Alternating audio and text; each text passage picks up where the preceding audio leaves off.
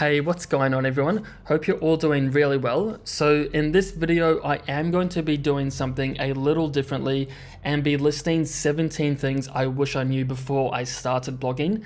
And also this list kind of includes things that I've kind of learned along the way, whether that's 6 months ago, 3 years ago, 7 years ago.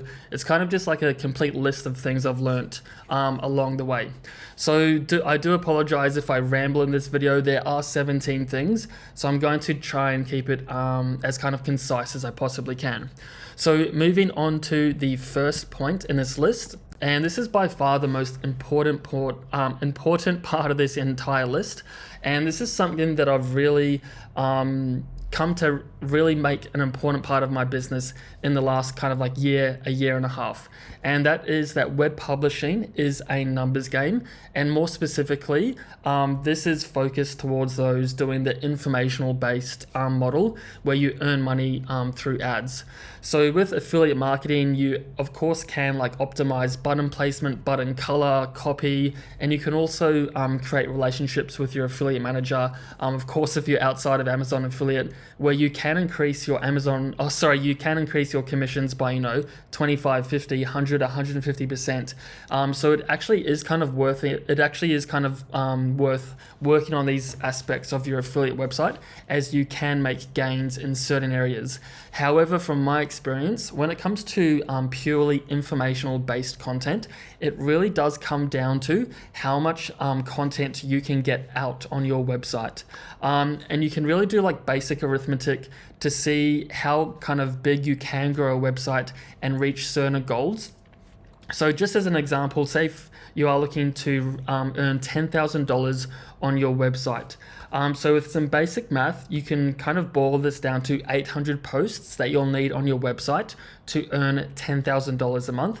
And this is based on an average of 500 views per post per month. And this is also a $25 RPM. Now, of course, you can adjust this accordingly to your niche and kind of rough estimates. So when I first started my website case study, I think from memory, I did an estimate of 350 views per post, and I think it was a $20 RPM. So you can kind of adjust the math accordingly based on your kind of expectations or what you think might be possible in your niche, and then you can kind of just scale it up from there. So for this one, it's 800 posts. Now, if you wanted to reach $40,000 per month on your website, then if you continue this arithmetic, then you would need 3,200 posts to reach that. So this is kind of something that I do for my business. I really try and just focus on getting as much content as I possibly can out the door. Now, of course, you can write all the content yourself if you're passionate about the niche, or you want to kind of have a lot of oversight over the content that you're writing. There's nothing wrong with that either. But if you do want the objective of earning as much as you possibly can, then from my experience, the most important part from this entire list for myself is that web publishing is a numbers game. So moving on to point 2, and this is something that I've really kind of tried to hammer into myself the last kind of 2 years, and this is that if I'm not publishing or doing keyword research, I'm most likely wasting my time. So I really try and boil it down to kind of these 2 main key factors that drive growth and income for my websites and business, and that is publishing content and doing research. And pretty much anything outside of that is a waste of time to me. I find myself, optimizing core web vitals, the website design, doing outreach campaigns. When these things actually don't move the needle that much, the only things from my experience that truly move the needle, bring in more income and traffic, is publishing more content so more people can come to your website. Now, I have included keyword research in here because of course you do need to do keyword research to find the topics to write on or to outsource. However, you also can get lost in keyword research. You might download 3,000 rows of data from Ahrefs, and then you have to spend days kind of, going through that, finding the right keywords. And before you know it, you've spent a week doing keyword research and you actually haven't written one piece of content. So it is a kind of fine balance to not get too lost in keyword research, but try and focus more on the publishing aspect. So moving on to point 3, and this one might be a little bit divisive, and this is that links are important, but they are not everything. So for myself, I really pay no attention to building links. I guess I could say I have more of like an organic or holistic approach to link building. Now, I'm not going to say that links aren't important. They are, and I can't ignore that they, do make a difference, but I don't make them the be all and end all of my business. I kind of just approach them that if I build it, they will come. And I know that's like a really hated kind of phrase in SEO, but for myself, I really do believe in that. Now, of course, this only does work for specific models. If you do have a website with, 50 or 100 posts, there really isn't too many hooks in the sea for links to come in organically. However, if you are publishing hundreds of posts a month, maybe 50 or 100 per month, then over, months and years, those links, will organically come in. And that's pretty much how I approach link building. Now, of course, I do kind of build links manually or through Haro in the first few months of a domain. But from there onwards, I pretty much pay no attention to building links. So moving on to point 4, and this is spending time to know the difference between a great post and a poor post. So I've myself barely passed English in high school, so this is something that I really have struggled with for a long time. I remember when I first wrote my couple of blog posts on my first website, some of the most popular comments I wrote were like, oh, who wrote this? This is the worst grammar and spelling, all this kind of stuff. Now, of course, I wasn't the best at English then, so I kind of was just starting off and I just had to try something. But throughout the years, I've kind of spent the time just by manually writing content myself and also reading blog posts that I really enjoy, that are informational, give me a lot of kind of data and really meet the user intent, and really knowing the difference between the two. So when you yourself write, you can kind of really sculpt an article, sculpt a really great introduction that hooks the reader in, reassures them that they're in the right place and they're going to find the exact information that they're searching for, and also finding the right subtopics and also matching the user intent as well. So this is something that you, from my experience, I've just had to write, blog post after blog post, year after year, to really hone in on the skill. And I've kind of come to a level now where I can read a paragraph from a writer or on a website, and I can kind of gauge, like within that first introduction, whether or not this is going to be a good post. So this is something that you'll kind of just learn over time, and you can't just learn it, in an hour. It does take time and effort to kind of learn this skill. So moving on to point 5, and this is that there's no tool that will replace hard and consistent work. So I think for myself personally, and I've definitely fallen guilty of this many times, where I kind of stumble across an AI tool, like content optimization tool, the new magic keyword tool, where I think it's just going to remove so much work that I have to do on a day-to-day basis. But when it comes down to it, these tools can only do so much, and it really doesn't drive the growth of your website too much. And there's nothing from my experience that can replace just the consistent day after day hard work of doing the manual keyword research, writing the content day after day, because if you become too reliant on these like AI tools, content optimization tools, then I think you can kind of fall into kind of lazy habits where you're kind of just relying on these tools to grow your traffic. So yeah, I mean, there are of course good tools out there that I use on a daily basis, Link Whisper, Ahrefs, those kind of things. So I do get, of course, value from those, but I don't let them become kind of the central driving force for my website. So moving on to the next one, and this is on point number 6, and this is treating posts as the product of my business.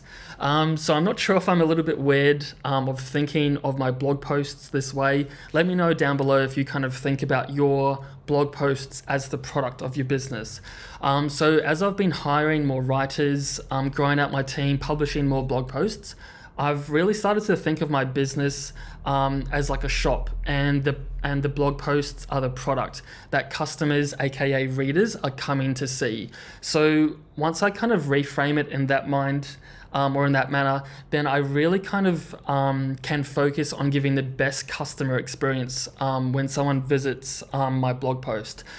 So this means that I really try and do a really engaging introduction, really kind of almost give them some humor, engage them, and ensure them that they're in the right place. I have a really nice Google snippet paragraph. I try and put the most useful information right at the top because this is kind of the best user experience for that customer. And I kind of, try and align my blog posts with products. I also have I try and have good subtopics and then also meet the user intent as well. But just kind of reframing it in that way has kind of helped me to, try and push the boundaries with the quality of my content. So moving on to the next one, and this is picking the wrong time to diversify. So I've definitely fallen guilty of this many times over the years. I've built a site up to $1,000, $2,000, $5,000 a month. And then once that website's, growing, I've got writers on it, or I'm writing the content myself, for whatever reason, I'm like, I want to protect this income. So I'm going to pull my focus away from this website that's working to diversify. But from my experience, I have found this to be a really, really bad mistake, because you're pretty much taking a huge risk, pulling your focus and attention away from a website that you've kind of proven to work, to build something out from scratch that you really haven't, proven to work yet. So while it might be seen as diversifying, I think it actually is a more risky move, where alternatively you could actually double down on what's working and grow that website to a larger scale. So moving on to point 8. And this is know the foundations before outsourcing. So this is a lesson that I've really learnt the hard way. So back in 2018, I initially hired 5 writers, and I was kind of getting them to blast out content on a photography website that I had. But I really didn't have any oversight. I really didn't give much direction to the writers, because I didn't have that strong foundation of what exactly I was after for a good quality blog post. So this means I didn't really have any SOPs that I gave to the writers. I just gave them topics to write, and they kind of just gave me content. And when they gave it to me, I didn't really know what to look out for. So I was just like, yep, no worries, that looks good, put it on the website. So I really didn't have the foundations kind of set in stone of exactly what I was after with the article layout, the subtopics, the keywords, all of that kind of stuff. And this really came to bite me on the butt, because that website did get hit by an algorithm update. And I think the main factor was because I really didn't have the expertise and knowledge to really understand what I wanted and to look out for. So yeah, I think pretty much knowing the foundations of what constitutes a good blog post is really important before you start outsourcing, because it will save you a lot of time, a lot of money, and also potential algorithm updates as well. So moving on to point 9, and this is diversification in blogging isn't really diversified. So for myself, when I think of diversification, I kind of lean back onto, I guess, traditional investing, where, if you're invested in the stock market, you want to diversify into other investment vehicles. So that could be real estate, cryptocurrency, gold, bonds, and also businesses as well. But when you're diversifying in blogging, you're pretty much still in the same industry. So I think you're still, highly at risk, or kind of highly leveraged in that particular industry. And also, say for example, you have a website earning $10,000, you build another website that's earning $5,000. The same processes, the same writers might be working on different websites, but you have the same processes kind of happening in the background. So this means if you're making one mistake on one website, you're most likely making that same mistake on your other websites as well. So you're not really diversified in your processes, you're kind of just diversified in your traffic across different websites. So it's almost worth diversifying your processes amongst websites as well, because if you're doing one tactic on all of your websites, then you might get hit on all of those websites equally as well. So for myself, I kind of think as diversification as pulling my income away from websites and putting them into other investing vehicles like index funds. So moving on to number 10, and this is that content decay is real and you can't ignore it. So I remember hearing about content decay in around 2014 when I was like writing blog posts, and I was like, oh yeah, I'll think about that in 2 years. And then 2 years came along and I was like publishing content, about 50 posts a month. But then at the same time, my traffic wasn't growing. And this is because the posts that I wrote in the first 2 years were starting to drop off. So my new posts that were ranking were kind of making up for that lost traffic. So I was hitting these like huge plateaus, even though I was publishing a lot of content. So content decay is real and you can't ignore it. And I think a lot of people ignore it, including myself, is because it is a bit of a pain in the ass to go back, update posts. You kind of have to think, which ones should I update?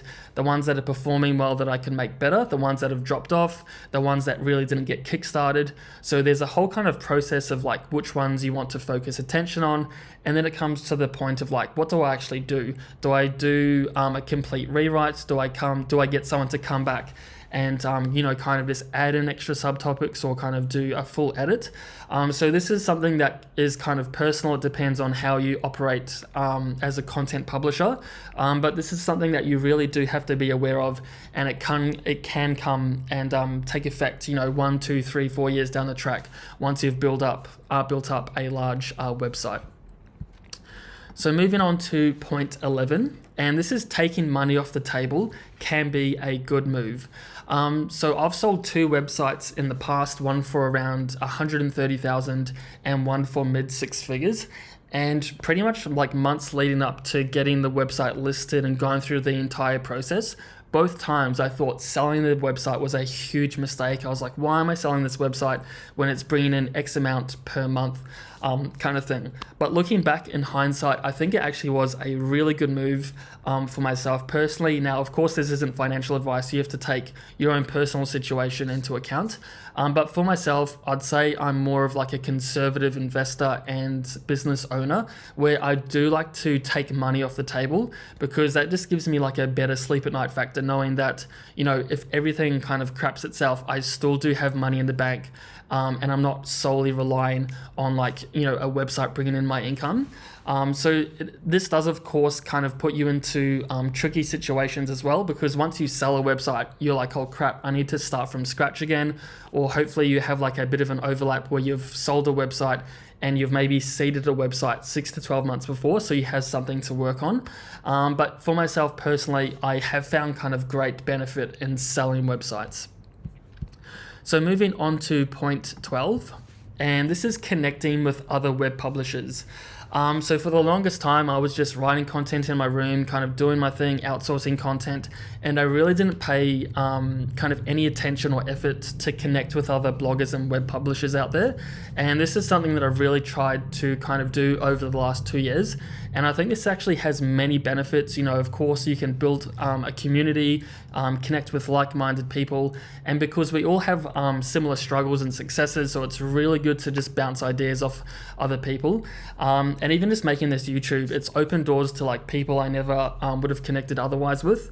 And I'm actually over in Bali at the moment, and I've connected with another blogger.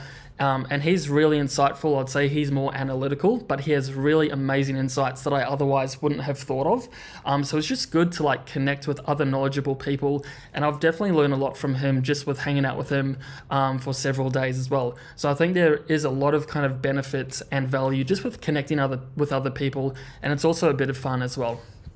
So moving on to point 13, and this is that algorithm updates are going to happen.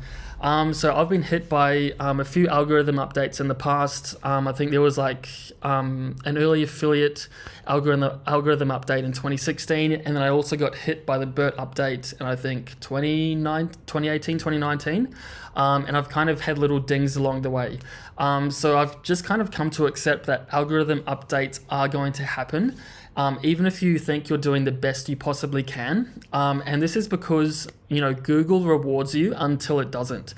So you might kind of be making an error and you might not know it. And Google's just going to, reward that kind of behavior until it doesn't, whether it's, a certain type of link building, a type of content, whatever it might be. But you kind of just have to like take it on the chin and adapt your kind of strategy of how you're doing content and stuff like that. So moving on to point 14. And this is to set up a business account, QuickBooks or whatever software you might use, and an accountant early on. So when I first started my business, it was kind of a bit of a mess. I was getting income from all these different sources, and the accounting was a mess. I didn't have a dedicated business account. So I would say getting on top of this as early as you possibly can will just save you headaches down the track. So moving on to the next point, and this is to double down on things that work. So I mentioned this briefly in a previous point, and I've definitely made this mistake where I've built a website, it's earning a couple of $1,000s a month, and for whatever reason I move on to another website. And I think the primary reason is because it's exciting to start new sites. It's exciting to do niche research. I personally like the design and branding of a website, so I kind of get sucked into it in that way. But it's really kind of important for myself personally to double down on things that are working. If you've found a certain article format, or you've found like a certain topic cluster, or pretty much just your website in general, if your website is performing well, then I find from my experience, it's really good to double down on what's working. So moving on to the next thing, and this is that boring can be good. And I took this from John Dykstra. I think he mentioned this in a video or a blog post several months ago, how he was kind of praising that boring can be good. So this almost means that you've reached a point where you have thorough processes in place where you can kind of just not have to think about it too much, and you have a good system, whether that's writers, VAs, editors, where you can kind of just let the system run by itself. And of course, you do have to put a lot of effort and time and hard work into it, but you've kind of refined a process where it's starting to become a little bit boring because you don't have to make too many changes and adaptations and things like that. So boring can be good. I've kind of reached a phase in my web publishing journey where I'm kind of doing the same thing day after day. I'm pretty much doing keyword research, or I'm publishing content, or I'm talking to writers. It's pretty much one of those three things that I do on a weekly basis. Now, I've been doing that pretty much for the last 12 months, so it kind of has become a little bit boring. And I think that is a little bit good because I'm aware of that. And this means that I'm less likely to go and start new websites, look into like another kind of business opportunity like Amazon FBA, Kindle publishing, whatever it might be. I really kind of want to double down, focus on what's working, and like just kind of be aware that it can be a little bit boring, but at the same time, it's given me a lot of freedom to do the things I want to do after hours or during the week, take a few days off, whatever it might be. But this has enabled me to kind of reach that point. So yeah, boring definitely can be good. So moving on to the last point. So this is actually 18 points. So yeah, 18 points in this video. And this is that SOPs are critical when building out a team. So SOPs was something that I kind of ignored for quite a while. I kind of always associated it with like a corporate job, because I had to go through all the SOPs, and I personally hated just doing them. So I was like, I don't want my writers to go through the same thing. But if you are looking to build out a team, whether it's 2 writers, 5 writers, 50 writers, it doesn't really matter how many people it is. Having really good SOPs, whether that's like a Loom video, just spending 15 minutes to just give a brief overview of your objective with what you're trying to achieve, and also like writing, editing, finding subtopics, whatever it might be. I find that SOPs, even though they can be a little bit boring, I personally don't like making them, but I do see the importance of them. But they really are so critical when hiring writers and training up writers, because a lot of the times when I've hired in the past, I've received a subpar article back. I really ask myself, was this writer just a poor writer, or did I actually give them a really poor SOP that didn't really like flush out all of their potential questions that they might have?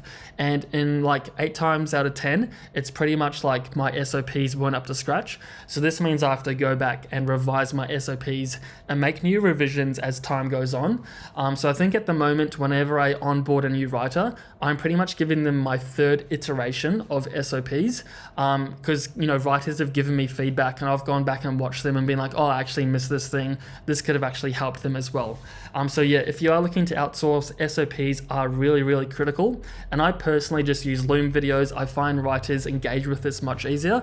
Instead of giving them like a 5-10 page document with all the text and images and stuff like that, I find the videos are just much more easy to consume. So guys, if you have any other points, things that you've learned along the way of your blogging journey, please drop them down below. This is kind of just a list that I just whipped up on my phone, and I also did get input from another blogger that I've been hanging out with him as well. So thanks for your input as well. But yeah, if you do have any other points, please drop them down below, because I'm sure like we could all add like dozens more, because there's so many things to like learn with web publishing out there. So hopefully you guys got some value from this video. So as always, thanks for watching. I'll see you all in the next one.